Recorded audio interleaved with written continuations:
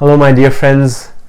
आज मैं एक ऐसे टॉपिक के बारे में बात करने वाला हूँ जो शायद ही मैंने इस चैनल पर कभी बात की है। थोड़ी बहुत मैंने इसके बारे में हिंट की है और काफ़ी सारे क्वेश्चंस भी आए हैं इससे रिलेटेड, पर कभी भी मैंने इस पर वीडियो नहीं बनाया। आज मैं बात करने वाला हूँ सेक्सुअल एनर्जी के बारे में। सेक्सुअल एनर्जी एक तरीके से सिंपल एनर्जी है, हमारी बॉडी में एनर्जी है। अब उस एनर्जी से हम एक नई लाइफ क्रिएट कर सकते हैं, इतनी पावर है उस एनर्जी में। अब आप उस एनर्जी को कोई भी नाम दे दो, sexual energy, negative thoughts, positive thoughts, creative thoughts, सारी की सारी चीज़ें एनर्जी से बनी हुई है। अब एनर्जी अपने आप को तोड़ती है, मरोड़ती है इस तरीके से कि वो अलग अलग चीज़ दिखती है। ये मार्कर इसलिए दिखता है क्योंकि इस मार्कर ने अपनी एनर्जी इस तरीके से होल्ड कर रखी है ताकि ये मार्कर देखे। वैसे ही एनर्जी हमारी बॉडी में होती है। हम खाना खाते हैं, हमको सूरज से मिलती है एनर्जी, काफ़ी सारी चीज़ों से मिलती है एनर्जी। अब जो बात मैं कहना चाहता हूँ आज, वो है मोस्टली हमारी सेक्सुअल एनर्जी के बारे में और कैसे काम करता है पूरा का पूरा सेक्सुअल एनर्जी। एक और बहुत ही बड़ी चीज़ की मैं बात करूँगा मैं, वो है मैस्टरबेशन के ऊपर। तो चालू करते हैं हम पहला वाला टॉपिक, सेक्सुअल एनर्जी। यहां पर बॉय है और यहां पर एक गर्ल है। बॉय को हम बोलते हैं एक्स नाम है, गर्ल का नाम वाई है। तो एक बार क्लास में बैठे हुए एक्स काम कर रहा था अपना क्लास में और वाई क्लास में आती है और उसका दिमाग फिर जाता है, बोलता है कि यार इतनी ब्यूटीफुल लड़की। काफ़ी टाइम तक वो उसके साथ कोशिश करता रहा बात करने के लिए। उसके बाद लड़की को भी पता चला कि अच्छा ये इसमें इंटरेस्टेड है, ये दोनों एक दूसरे से बात करने लग गए। और फिर क्या हुआ, जैसे ही वो बात करने लग गए उनके पर जो उनकी दिलचस्पी है वो बढ़ती रही, इंटरेस्ट बढ़ता रहा एक दूसरे में। और फिर क्या होता है, जब भी कभी एक ऐसे रिलेशनशिप में आते हैं जहाँ पर हम एक पर्सन से फिजिकली एंड मेंटली अट्रैक्टेड होते हैं, तो एक एनर्जी क्रिएट होती है। उस एनर्जी को हम बोल सकते हैं एक्स वाई एनर्जी। इस एग्जांपल में मान लो ये एक्स वाई एनर्जी है। एक तीसरी बॉडी क्रिएट होती है, एक तरीके से नॉन फिजिकल बॉडी क्रिएट होती है जिसका नाम है एक्स वाई एनर्जी। अब ये लड़का ये लड़की से इतना प्यार करता है और बोलता है कि यार मेरे को तो बहुत पसंद है। उसके बाद फिर ये और मिलते हैं, एक दूसरे से बातें करते हैं। फिर जैसे ही ये एक दूसरे का कांटेक्ट मिलता है, एक दूसरे को टच करते हैं फिजिकल बॉडी, तो क्या होता है, जो ये एक्स वाई एनर्जी है ये बहुत ही ज़्यादा हीट अप हो जाती है, बहुत ही ज़्यादा गर्म हो जाती है। वो एनर्जी एक तरीके से एक दूसरे को पुल करती है। और फिर क्या होता है, जैसे ही ये एनर्जी स्ट्रांग होने लग जाती है तो एक तरीके से एक धागा या थ्रेड या पाइप बोल लो, वो इन दोनों को इस चीज़ों पे कनेक्ट करता है। अब हमारे ज़माने में हमको ट्रेन किया गया है, हमको एक तरीके से मेंटली ब्रेन वॉश किया गया है कि हम एक दूसरे से ऐसे बात नहीं कर सकते। बीच में कास्ट आती है, मैरिज आती है, शादी से पहले हम किसी लड़के से बात नहीं कर सकते, लड़की से बात नहीं कर सकते, ना फिजिकल कांटेक्ट रख सकते हैं, ना सेक्स कर सकते हैं। या फिर हम कास्ट भी आती है बीच में और सोसाइटल प्रेशर्स आते हैं। तो उससे क्या होता है, ये लड़का बोलता है यार शायद मेरे को लगता है मेरे को उससे बात करना कम करनी चाहिए। लड़की भी बोलती है कि अरे यार मेरे परिवार वाले हैं, मैं उनको कैसे छोड़ सकती हूँ। तो वो भी उदास हो जाती है। और जैसे ही वो उदास होती है, सेक्सुअल एनर्जी जो है यहाँ पर, जो इनके सोल है, इस पर्सन का सोल, वो बोलते हैं कि नहीं, हमको तो ये एनर्जी चाहिए, क्योंकि हम इस वर्ल्ड में इसलिए आए हैं ताकि हम एक्सपीरियंस कर पाए, हम ये सारी चीज़ें एक्सपीरियंस कर पाए। हम फिजिकल बॉडी में इसलिए आए हैं ताकि हम फिजिकल चीज़ें एक्सपीरियंस कर पाए। अब ज़रूरी नहीं है कि आप हर किसी से जाके सेक्स करो, बट एक सिंपल एग्जाम्पल के तौर पे समझा रहा हूँ। तो ये सोल बोलते हैं कि नहीं, हमको तो ये एनर्जी चाहिए। तो क्या बोलता है, ये पर्सन बोलता है कि चलो ठीक है, हम वापस बात करना चालू करते हैं। और फिर वापस खुश हो जाते हैं ये वापस खुश हो जाते हैं। एक बड़ा इंडिकेशन इनको यहां पर ही मिलता है कि जैसे ही वो बात करना चालू करते हैं तो वो खुश हो जाते हैं। तो उसका मतलब कि उनका सोल भी वही चाहता है जो वो चाहते हैं। वो एक बहुत बड़ा इंडिकेशन है कि ये अपने सोल से अलाइन है जब भी वो खुश होते हैं। तो ये आगे बढ़ने लग जाता है, इधर आ जाता है, ये भी आगे बढ़ने लग जाती है, इधर आ जाती है, और फिर उसके बाद इनका कांटेक्ट होता रहता है, मिलते रहते हैं एक दूसरे से, फिर उसके बाद और नज़दीक आते हैं और क्लोज होते रहते हैं। मीनवाइल ये जो एनर्जी है ये और भी ज़्यादा हॉट होती हुई जा रही है, ये और भी ज़्यादा इंक्रीज होती हुई जा रही है XY एनर्जी। फिर उसके बाद इवेंचुअली इन दोनों का एक तरीके से सेक्स होता है या फिजिकल इंटिमेसी होती है। जैसे ही ये एक दूसरे से मिलते हैं तो ये जो एनर्जी है ये एक्सप्लोड होती है, लिटरली एक्सप्लोड होती है, फट जाती है इस तरीके से कि ये जो इस पर्सन का जो फिजिकल माइंड है और इस पर्सन का जो फिजिकल माइंड है वो बिल्कुल ही उस पर्टिकुलर सेकंड के लिए वो गायब हो जाता है। और जैसे ही वो गायब हो जाता है तब ये जो सोल है वो एक्सपीरियंस कर पाता है फिजिकल बॉडी में। वैसे सोल तो जानता है कि है क्या वननेस होती क्या है, बट वो जैसे ही वो फिजिकल बॉडी निकल जाती है ये सोल फिजिकल बॉडी में रहकर एक्सपीरियंस कर पाता है कि वननेस क्या होती है, वननेस क्या होती है। एक तरीके से वो ईश्वर या गॉड या जो भी कह लो उसको एक्सपीरियंस कर पाता है उस एक सेकंड के लिए। यहां पर ये दोनों सोल मिलके बन जाते हैं वन, और यहां पर ये जो एनर्जी है एक्सप्लोड होती है और उनको एक अजीब सी अलग सी फीलिंग आती है। और यहां पर इनके लोअर जो चक्र है, इनके लोअर चक्र में बहुत ही ज़्यादा हीट जनरेट होती है। ये होता है फिजिकल इंटिमेसी। यही है पूरा का पूरा। एक तरीके से अगर आप पूछोगे, काफ़ी साल पहले जब मुझे स्पिरिचुअलिटी के बारे में कुछ पता नहीं था तब मैं ये सोचता था कि यार ये शिवलिंग ऐसी शेप में क्यों है।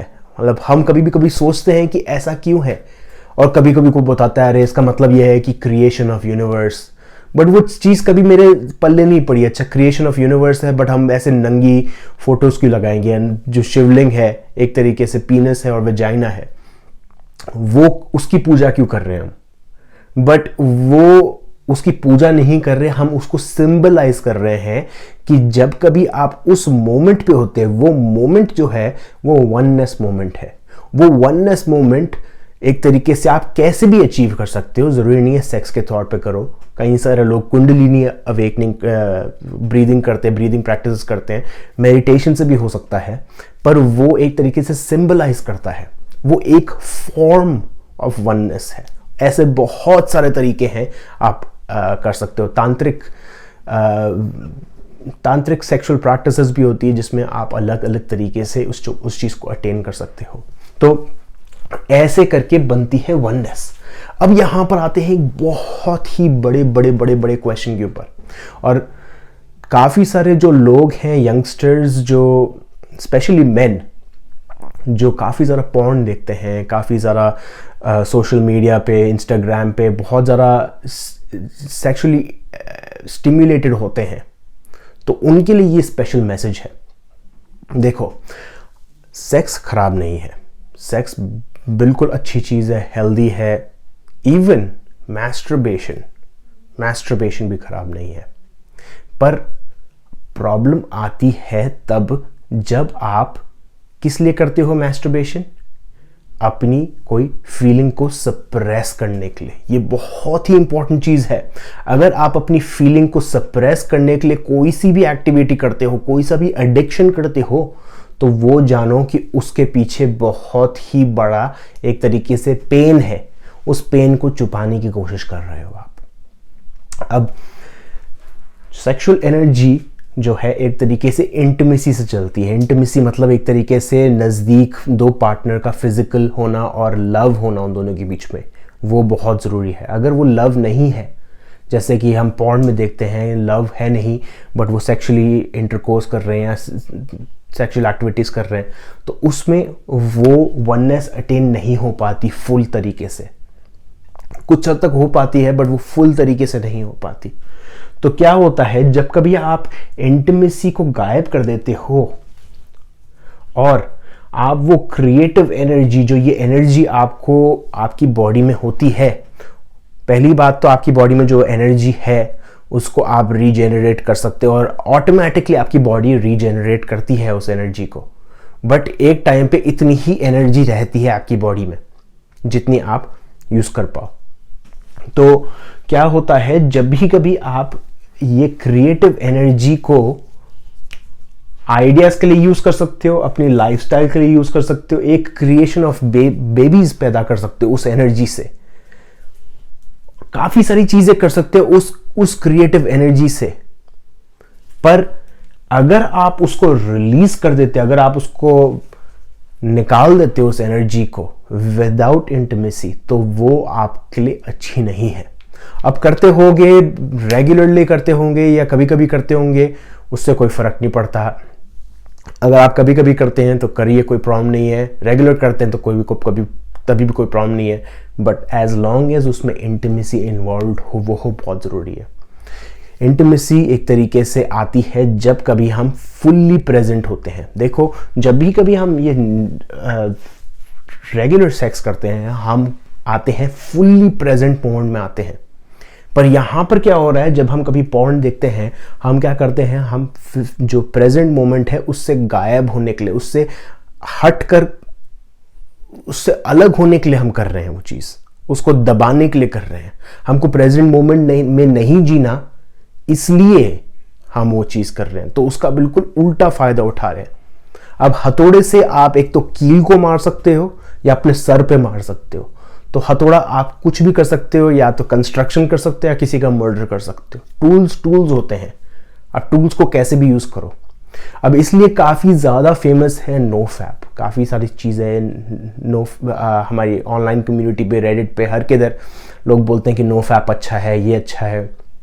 मैं मानता हूँ नो फैप अच्छा है काफ़ी हद तक, बट अगर आप फुल रिस्ट्रिक्शन डालोगे अपनी बॉडी पे तो कभी कभी वो प्रॉब्लम भी हो सकता है। तो कभी कभी करिए, अगर आपकी इच्छा हो।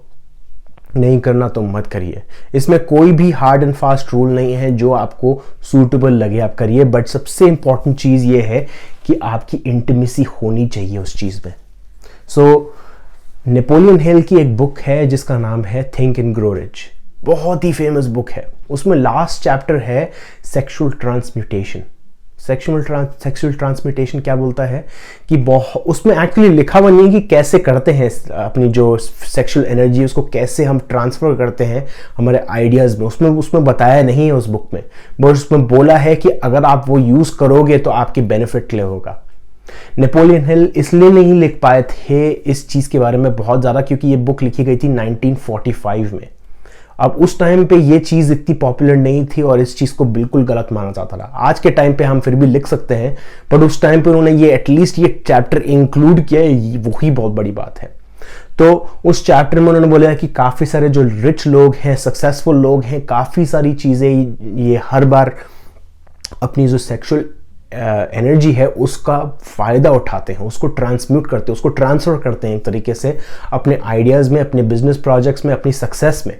अब वो कैसे कर सकते हो आप, उसमें बहुत अलग अलग तरीके हैं। सिंपली अगर चाहो तो आप कर सकते हो breathing practices. Wim Hof method अगर मैं बता चुका हूँ, उस पर वीडियो बना चुका हूँ कि जैसे ही आप सांस लेते हो, सांस को रोक के रखिए, उसके बाद आप अपनी पूरी बॉडी महसूस कर सकते हो, फिर एक एक चक्र पे फोकस डालिए। एक और बहुत अच्छा वीडियो डाला था मैंने मेडिटेशन, जो डिस्पेंसा का मेडिटेशन, और वो सबसे ज़्यादा पावरफुल मेडिटेशन है। उसके अगर ब्रीदिंग प्रैक्टिसेस अगर आप करोगे, सिर्फ और सिर्फ उसकी ब्रीदिंग प्रैक्टिसेस, मैं बता रहा हूँ आपकी वो थर्ड आई खुल जाएगी एक टाइम पे, अगर आप रेडी हो और अगर आपके सारे चक्र भी खुले हुए हो। मैंने जब फर्स्ट या सेकंड वीक में किया था, उसके बाद मेरे को एक अचानक से बॉडी में महसूस हुई, एनर्जी महसूस हुई, और मैं थोड़ी देर के लिए बेहोश हो गया था और मेरी आंखों के सामने कलर्स आए थे, काफ़ी अलग अलग कलर्स। फिर उसके बाद मैं काफ़ी टाइम करता रहा वो प्रैक्टिस और मेरे को काफ़ी सारे एक्सपीरियंसेस भी हुए इससे। सो सिंपल ब्रीदिंग प्रैक्टिस वो है कि अगर जैसे ही आप सांस उठा रहे हो, नीचे से लेकर लोअर चक्रा से लेकर ऊपर टॉप तक उठाओगे वो एनर्जी, फिर उसके बाद टॉप पे लेकर आके आप बिल्कुल उसको रोकोगे, स्क्वीज करोगे, बिल्कुल अपने जो पीनियल ग्लैंड है उसको स्क्वीज करोगे। उससे क्या होगी, आपकी बॉडी DMT रिलीज करेगी। अब वो DMT क्या हेल्प करती है, आपको क्रिएटिव आइडियाज देने में हेल्प करती है, आपकी वो जो कनेक्शन है, सोल से कनेक्शन है, वो जोड़ने में हेल्प करती है। जैसे ही उस लेवल पे पहुंचोगे आप, उसके बाद क्या होगा, आपकी बॉडी में एक अलग सी एनर्जी पैदा होगी और आपको अलग अलग से आइडियाज आएंगे। अब उस आइडियाज पे आप कदम उठाते हो या नहीं उठाते हो वो आप पे डिपेंड होता है, बट वो एक तरीके से दरवाज़ा आपके लिए खोल के देता है आपको। अब आप आगे बढ़ते हो या नहीं बढ़ते हो वो आपकी मर्जी है। सो आई होप आप लोग को ये टॉपिक समझ आया। ये बहुत ही कंट्रोवर्शियल इशू है, मैं जानता हूँ, और मैं काफ़ी टाइम तक हिचक रहा था इस पे वीडियो बनाने के लिए, बट मैं सोचा कि ज़रूरी है, काफ़ी सारे लोगों के क्वेश्चंस आए हैं इससे रिलेटेड। सो इसलिए अगर आप ये प्रैक्टिस करते हुए आए हैं तो उसको ऑल्टर करने का अब टाइम आ चुका है। नया साल आ रहा है, नई प्रैक्टिसेस, नई हैबिट्स बनाने ज़रूरी है। और अगर आपको चालू करना है, जनवरी से मत चालू कीजिए, अभी से चालू कीजिए कुछ भी चीज़ अब अगर आप चालू करना चाहते हैं। सो thank you everyone, and I appreciate all of you. Thank you.